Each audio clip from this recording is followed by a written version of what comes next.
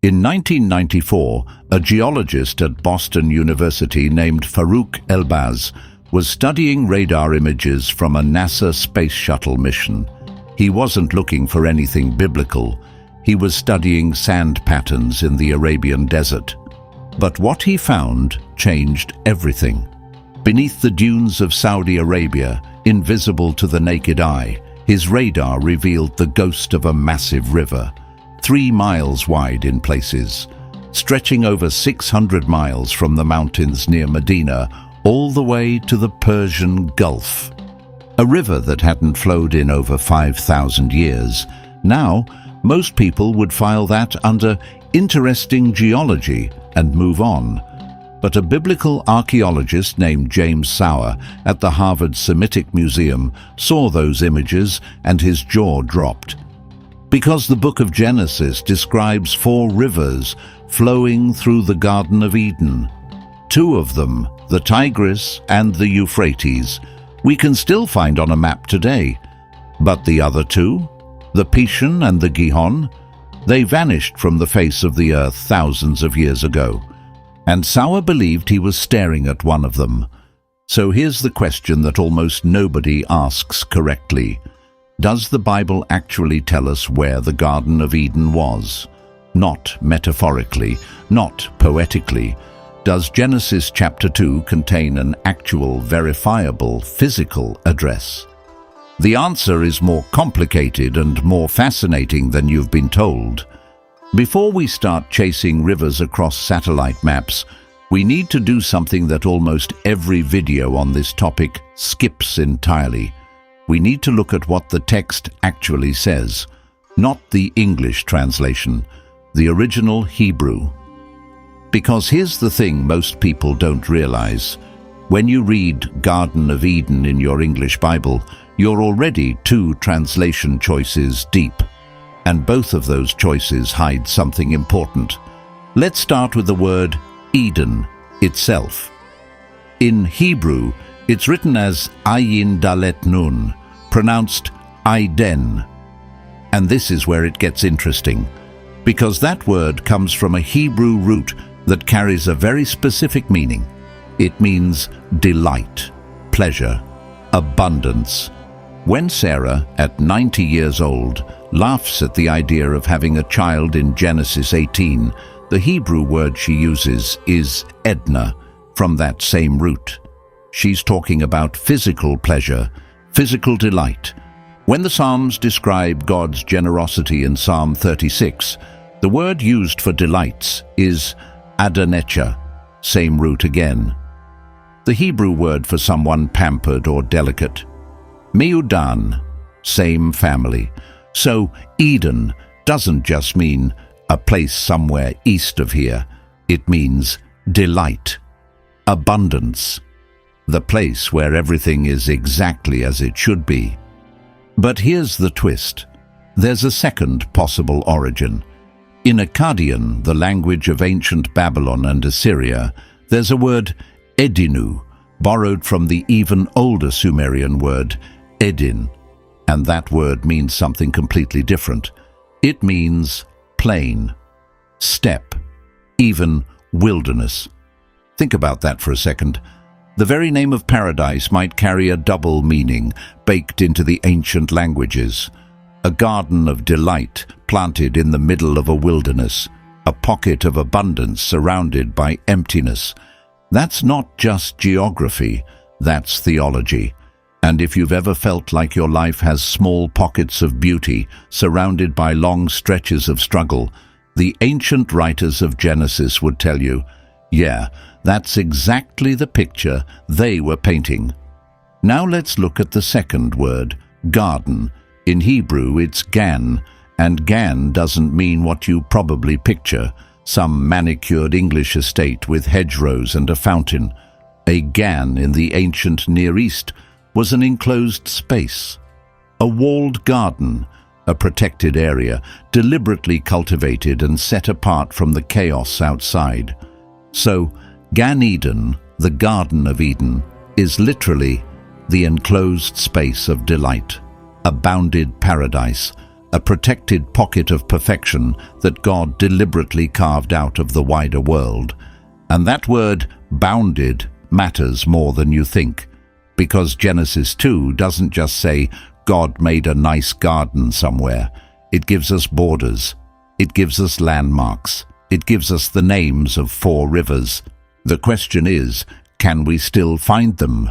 Genesis 2 verses 10 through 14 is one of the most geographically specific passages in the entire Bible, and it reads almost like a surveyor's report. Let me walk you through what it actually says. A river flowed out of Eden to water the garden, and from there it divided and became 4 heads. Stop right there. That word heads in Hebrew, roshim, is the source of an enormous scholarly debate. Because in English, it sounds like one river splits into 4 branches.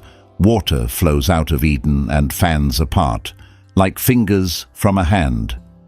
But the Hebrew scholar E.A. Spicer, who wrote the authoritative Anchor Bible commentary on Genesis, argued that the Hebrew actually allows the opposite reading. That roshim here means headwaters, the sources, the tributaries. 4 separate rivers that converge together and become one in Eden. This distinction matters enormously, because if one river splits into 4, Eden sits at the top of a river system, probably somewhere in the mountains of Turkey or Armenia, where the Tigris and Euphrates both originate. But if 4 rivers flow together into one, then Eden sits at the bottom, down in the lowlands, near the Persian Gulf, where rivers merge before meeting the sea. 2 readings of the same Hebrew word, 2 completely different locations on the map. This is why translation matters. Now, the passage goes on to name all 4 rivers, and 2 of them are immediately recognizable. River number 3, the Hiddekel. That's the ancient Hebrew name for the Tigris. Still flows today through Iraq, exactly where Genesis says, east of Assyria. No debate. River number 4, the Perith. That's the Euphrates, the longest river in Western Asia. Still flows from the mountains of eastern Turkey down through Syria and Iraq. Everyone agrees on this one. But rivers 1 and 2, that's where things get complicated. The first river is the Pishon. Genesis says it winds through the entire land of Havilah, where there is gold, and the gold of that land is good. Bdellium and onyx stone are there. The second river is the Gihon. Genesis says it winds through the entire land of Cush. Nobody has seen a river called the Pishon or the Gihon for thousands of years. They don't appear on any modern map. They're completely gone. Or are they? In the 1980s, an archaeologist named Juris Zarins at Missouri State University proposed something radical.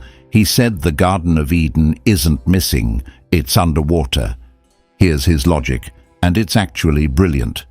During the last ice age, which ended roughly 12,000 years ago, sea levels were dramatically lower than they are today, about 400 feet lower. The Persian Gulf as we know it didn't exist. It was dry land, a broad, flat, fertile plain fed by rivers flowing down from the mountains of Turkey and Iran. Imagine that. Where there's salt water today, there were once meadows and marshes and river deltas, the kind of landscape that would have been, well, paradise for early human communities. Zarins argued that the Gihon River corresponds to the Karun River in modern Iran, which flows through the Zagros Mountains and empties into the head of the Persian Gulf. And the Pishon, that's where Elbaz's satellite discovery comes in. Remember that ghost river under the Saudi desert, the one stretching 600 miles from the Hijaz Mountains to Kuwait?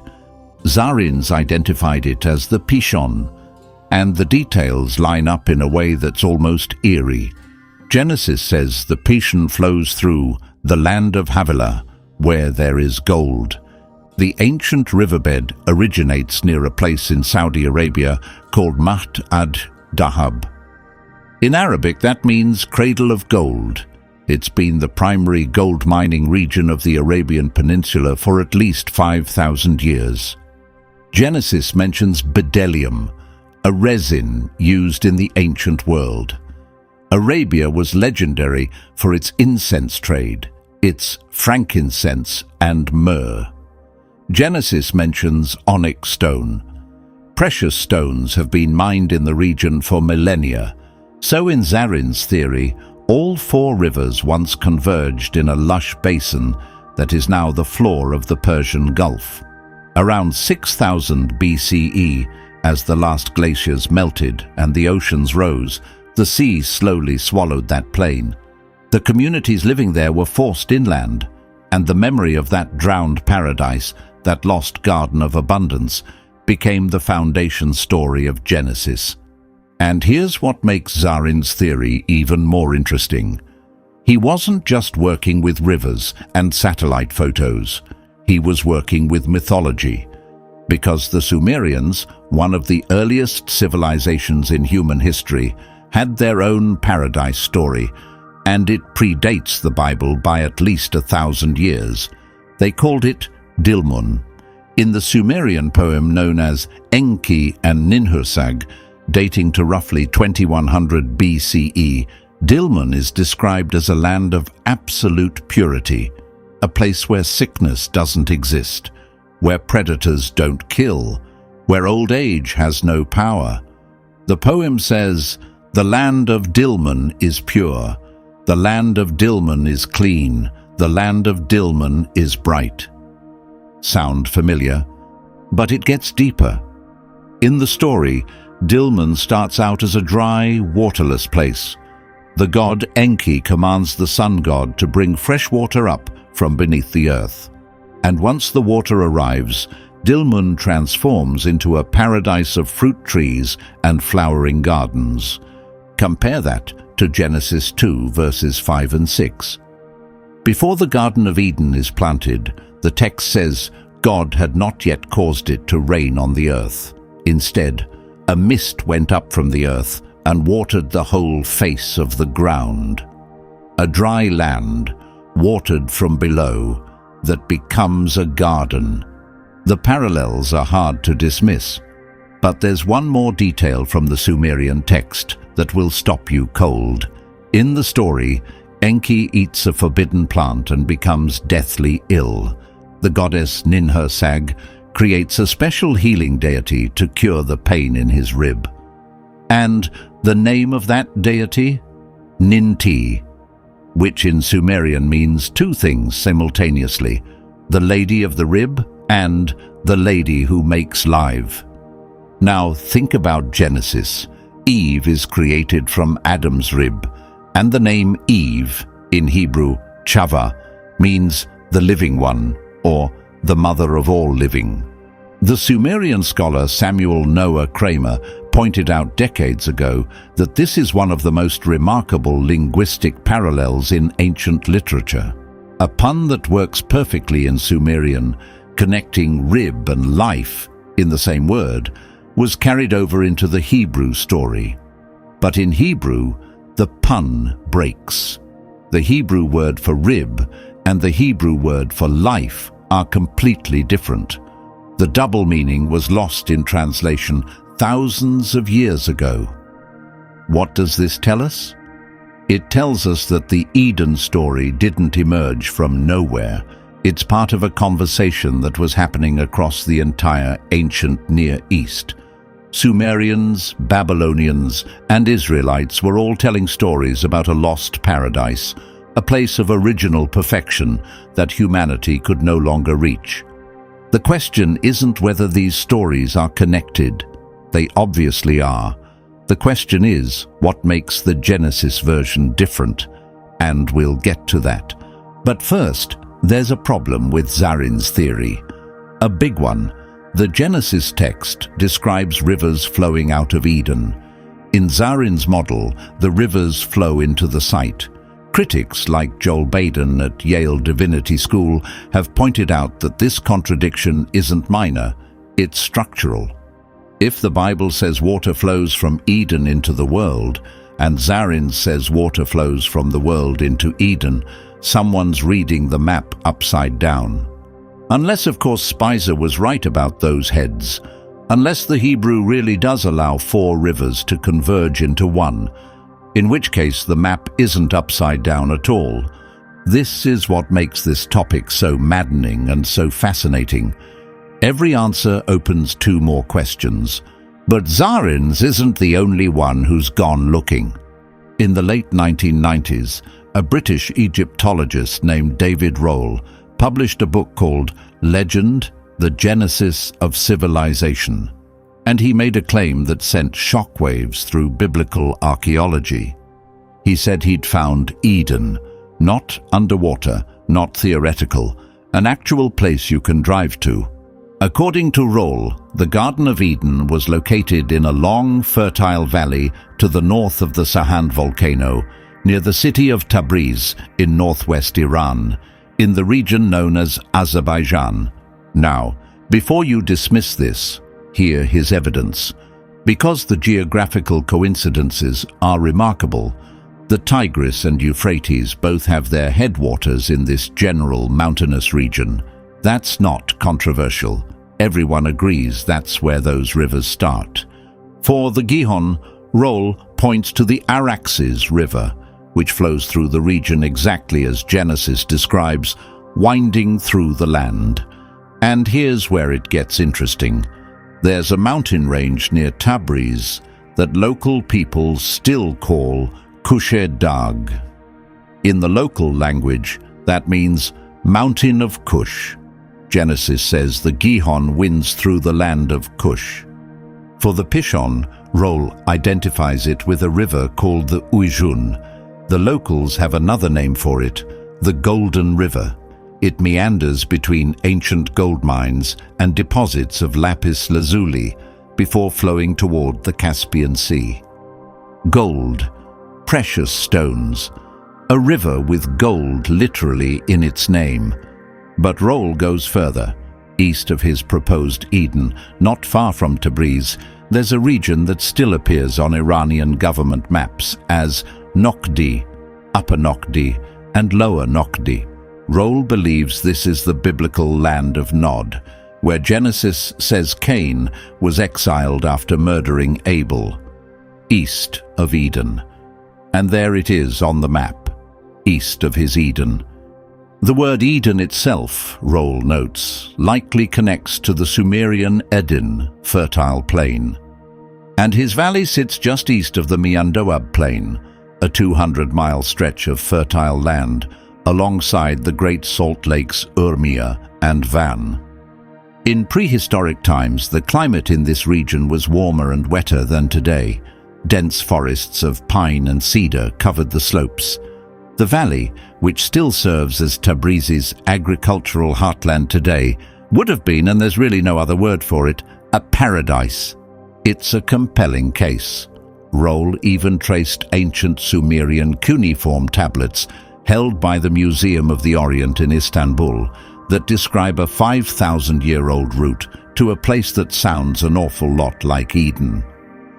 But mainstream academia hasn't embraced Roll's theory. Critics point out that his identification of the Pishon and Gihon relies on phonetic similarities between modern and ancient names that may be coincidental. Linguistics is tricky. You can find patterns where none exist if you look hard enough.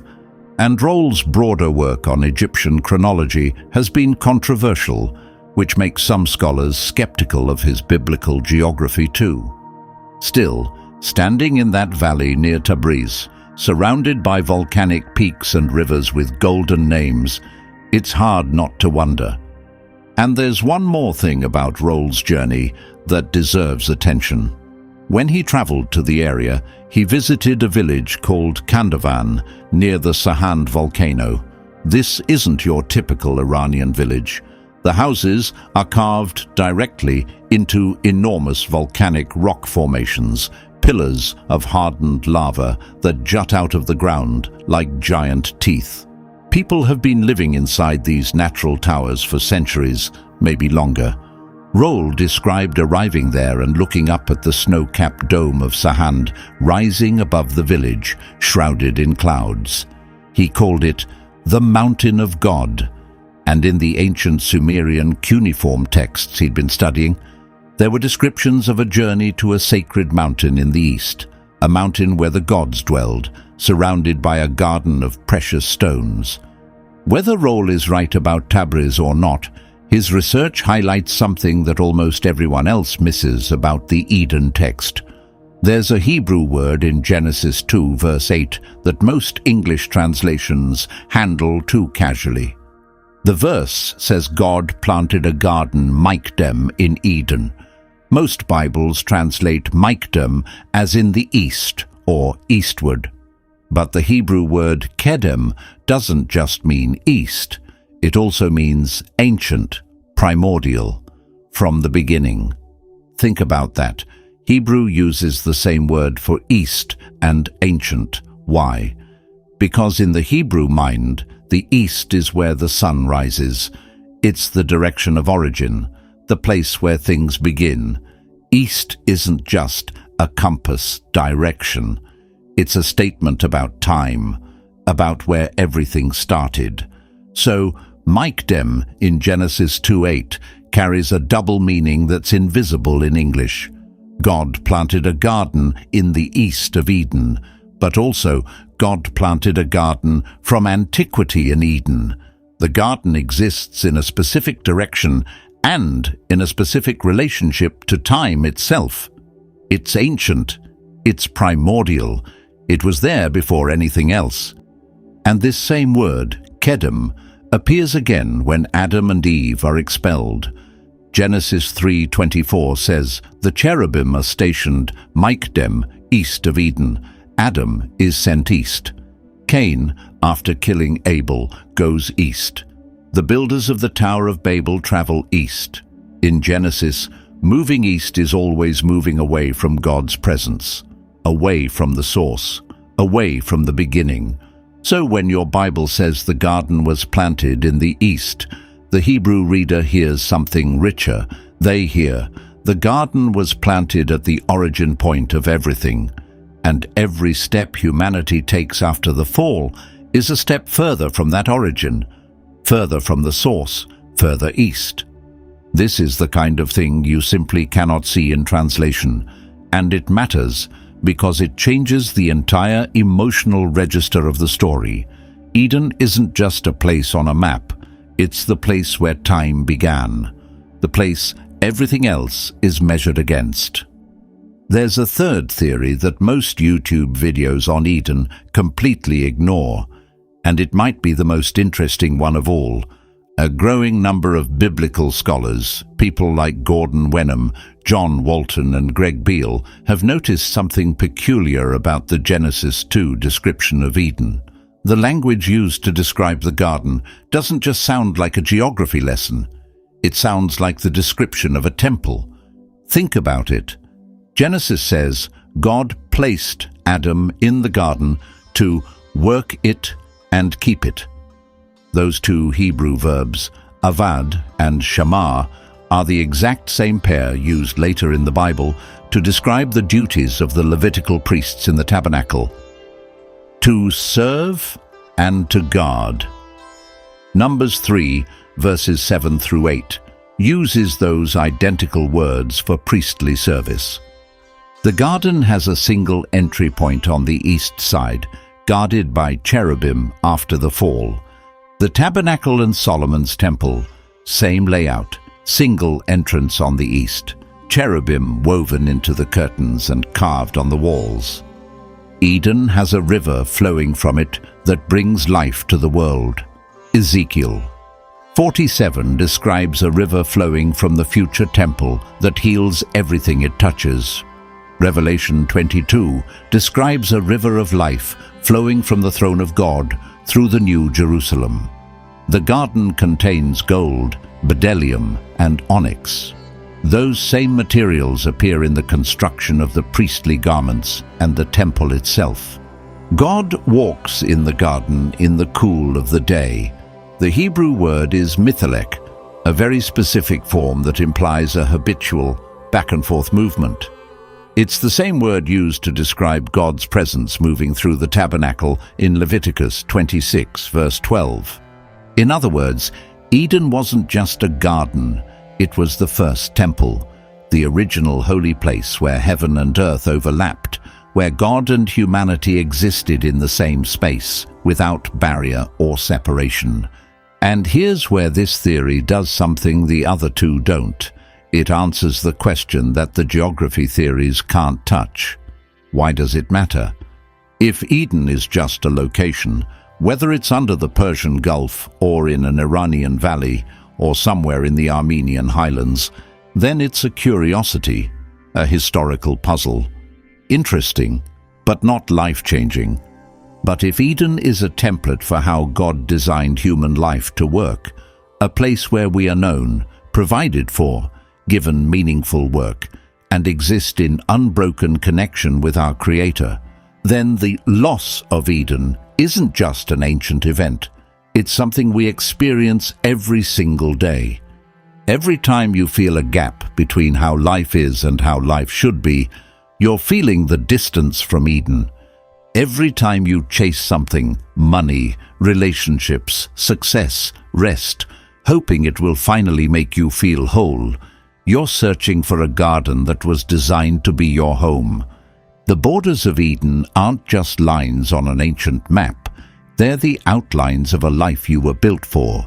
So we've got an underwater paradise in the Persian Gulf, a volcanic valley in Iran with rivers named after gold, and a cosmic temple blueprint woven into the grammar of Genesis itself. 3 theories, 3 different maps, 3 teams of scholars who would each tell you the other 2 are wrong.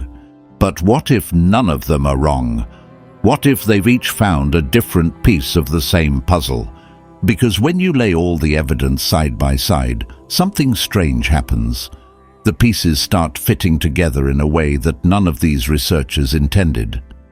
Let's lay out what we actually know, hard facts, no speculation. Fact 1. The Tigris and Euphrates rivers are real, identifiable, and still flow today through the region described in Genesis. Whatever else is debatable about Eden, the text is anchored in real geography. Fact 2. NASA satellite radar has confirmed the existence of a massive ancient river system under the Arabian desert, the Wadi al-Batin, that dried up approximately 3,500 to 5,000 years ago. That river originated in a region known for gold mining. It flowed toward the Persian Gulf. Its characteristics match the Genesis description of the Pishon more closely than any other candidate. Fact 3. The Persian Gulf basin was dry land during the last ice age and was gradually flooded as sea levels rose. Communities that once lived on that plain were displaced. This isn't biblical theory, it's established geology. Fact 4. The region around Tabriz in northwest Iran contains rivers, mountains, and place names that bear striking phonetic and descriptive similarities to the Genesis account. A mountain called Cush, a river called Golden, a land called Nod. Fact 5. The literary structure of Genesis 2 uses temple language to describe Eden. The duties assigned to Adam mirror priestly duties. The layout mirrors sacred architecture. This isn't a fringe observation. It's recognized across the scholarly spectrum. So what does all this add up to? Here's what I think the evidence suggests, and this is where we can connect some dots that most people miss. Imagine you're living in the ancient Near East around 3000 BCE. Your grandparents' told stories about a time when the land was different, when rivers flowed through places that are now desert, when a vast, fertile plain existed where today there's only the sea.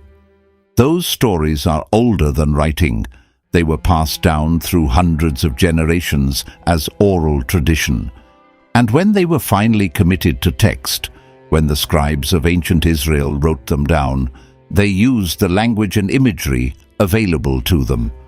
They described the lost paradise using the vocabulary of their sacred spaces. Because the temple was the closest thing they knew to heaven on earth, the place where God's presence was tangible, the place that was set apart, enclosed, protected. A gan, a walled garden in a world of wilderness. The Genesis writer wasn't choosing between geography and theology. He was doing both at the same time. He was saying, there was a real place, real rivers, real gold. And that real place pointed to something even more real, the way life was supposed to be. This is what ancient Hebrew writers did constantly. They layered meaning. The Exodus is a real historical event and a picture of spiritual liberation. Jerusalem is a real city and a symbol of God's dwelling place. David is a real king and a preview of a greater king to come. Eden works the same way. But here's what makes the Genesis version fundamentally different from the Sumerian stories. And this is the part that almost nobody talks about.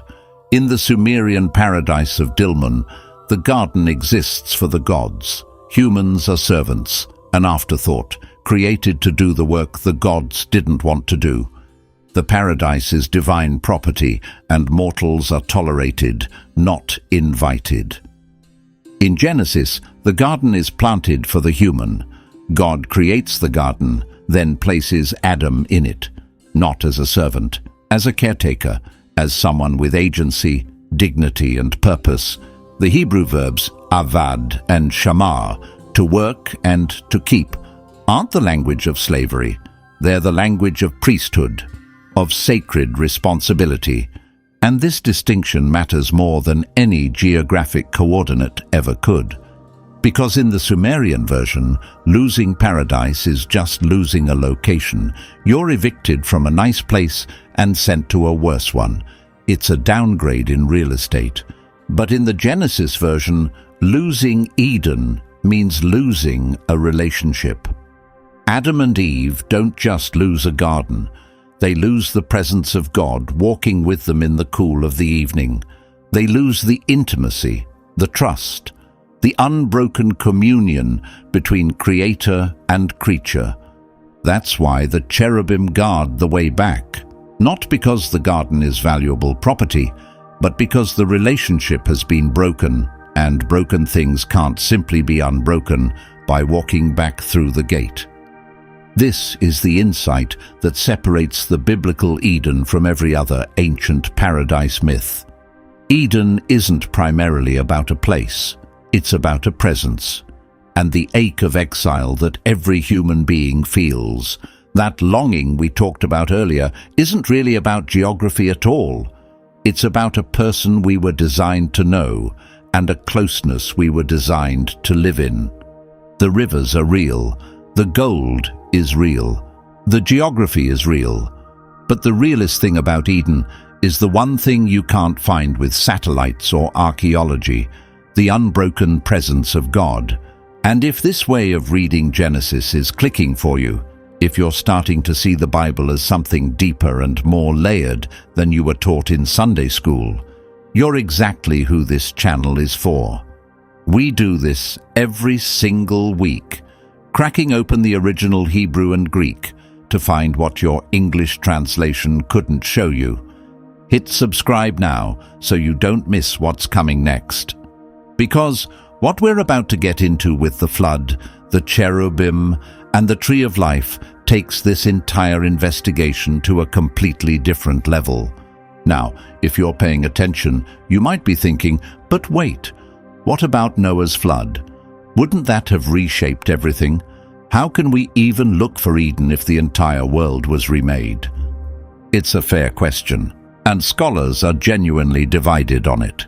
Young Earth creationists argue that Noah's flood was global and catastrophic, so violent that it rearranged continents, carved canyons, and completely obliterated any pre-flood geography. Under this view, the Tigris and Euphrates we know today are not the original rivers. They were simply named after the old ones by Noah's descendants, the way English colonists named New York and New Hampshire after places back home.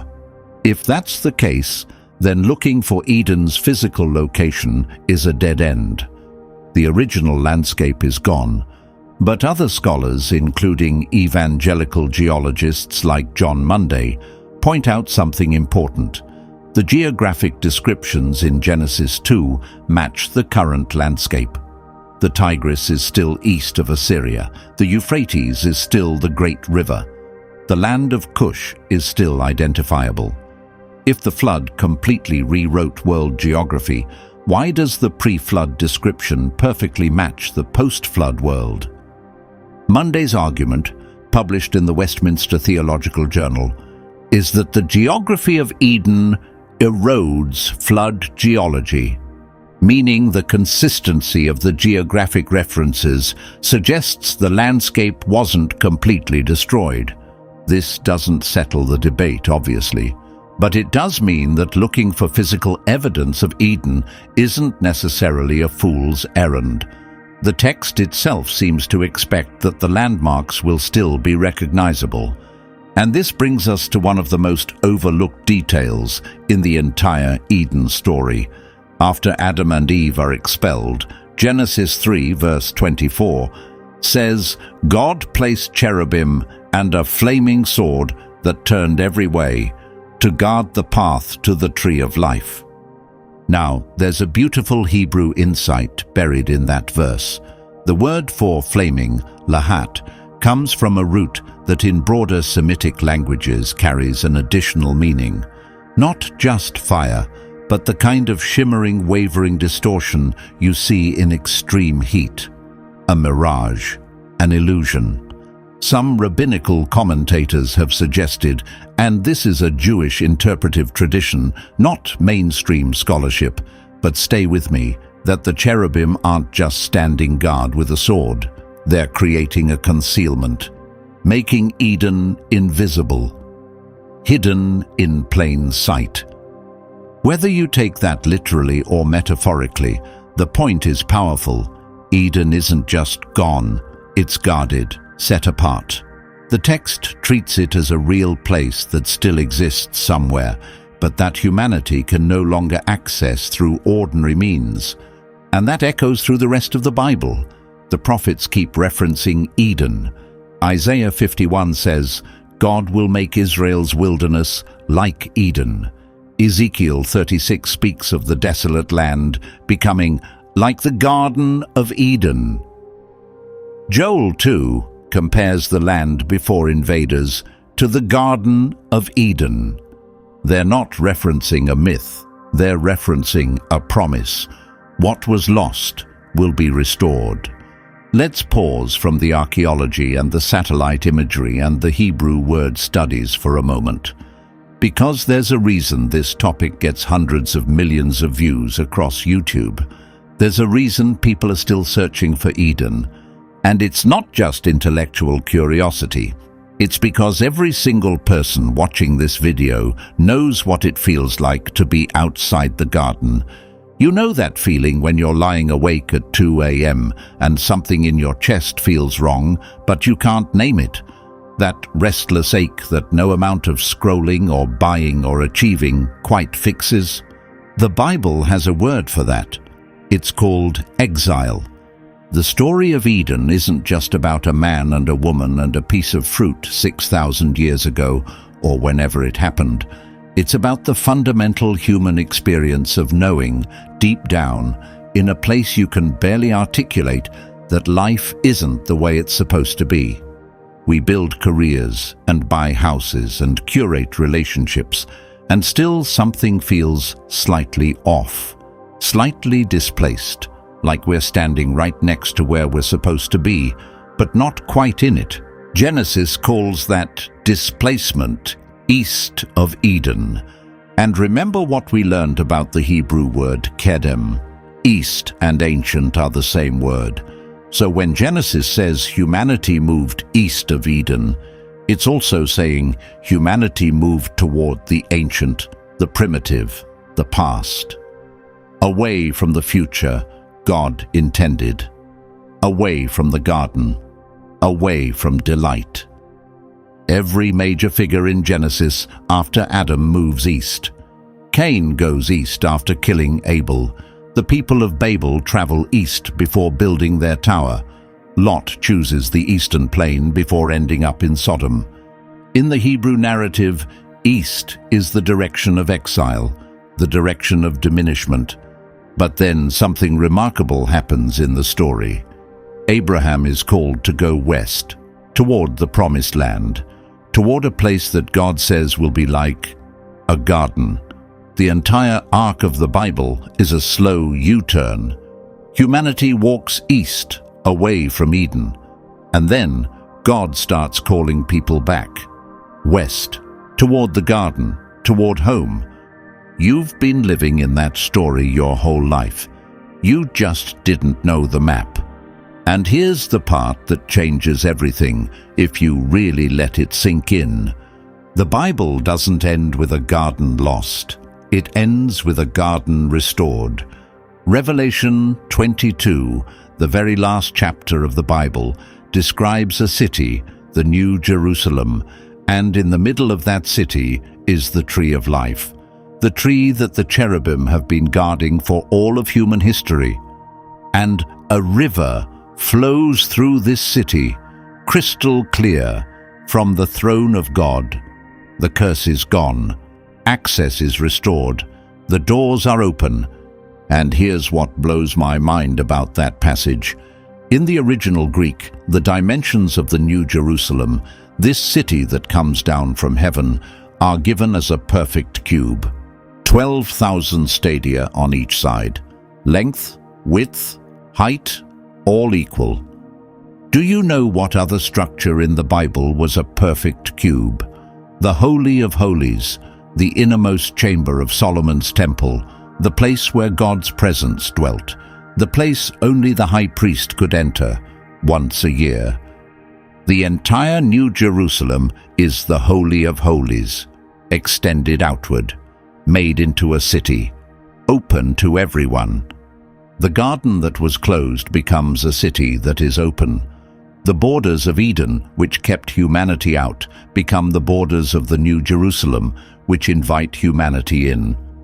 Genesis 2 and Revelation 22 are the same story. The beginning and the end rhyme. Remember those 4 rivers, the ones we've been tracking across satellite imagery and ancient maps? In Genesis, 1 river flows from Eden and becomes 4, spreading life into the world. In Revelation, the rivers resolve back into 1, a single river of life flowing from God's throne through the middle of the city. It's as if the entire Bible is the story of a river system. Eden is the headwaters. History is the long, winding, sometimes dry journey downstream. And the New Jerusalem is where all the tributaries come home. The prophets understood this when Ezekiel described his vision of the future temple in Ezekiel 47. He saw water flowing from the temple sanctuary, getting deeper and deeper, ankle deep, knee deep, waist deep, over your head. And everywhere the water went, life exploded. Dead things became alive. Salt water became fresh. That river is the thread that connects Eden to the temple, to Jesus, to the new creation. It's all one story. And right now, today, wherever you are, you're somewhere on that river. You're somewhere between the garden that was lost and the city that is coming, between the world as it is and the world as it will be. The borders of Eden aren't ancient history. They're the outline of your future. I want to leave you with this thought, and it's the one that hit me hardest when I was researching this. The Hebrew word for garden, gan, has a numerical value of 53 in the Jewish tradition of gematria. and the Torah contains exactly 53 weekly portions. The rabbis noticed this and said, "The Torah itself is a garden." In other words, while we can't physically walk into Eden, we can enter it in another way. Through the text, through the story, through the living words that have been keeping Eden's memory alive for 3,000 years.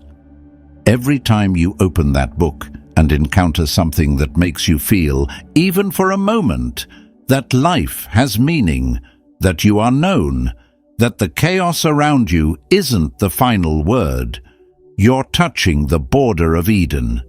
You might not be able to find the Pishon on a map, but the river of delight that flowed through Eden, it still flows, through scripture, through prayer, through those quiet moments when something breaks through the noise and whispers, "You were made for more than this." The search for Eden isn't about geography, it's about homesickness. And the reason you feel it is because you haven't forgotten where home is. So does the Bible tell us where the Garden of Eden is?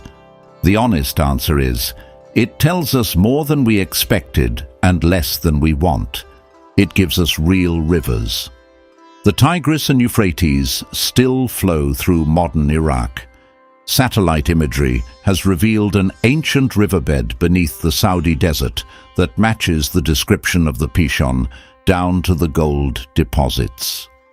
The Karun River in Iran remains a plausible candidate for the Gihon. These are not myths.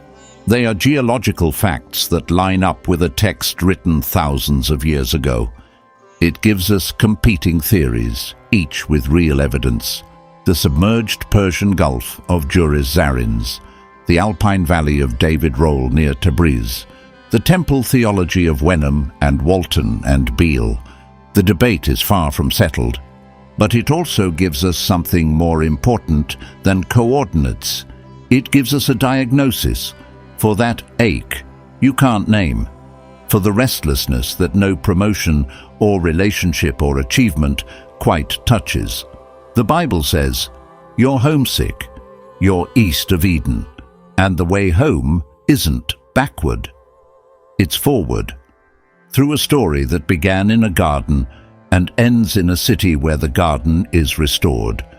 The cherubim are still guarding that gate, but one day, according to this book, they'll step aside, and the borders of Eden won't be boundaries anymore, they'll be welcome signs.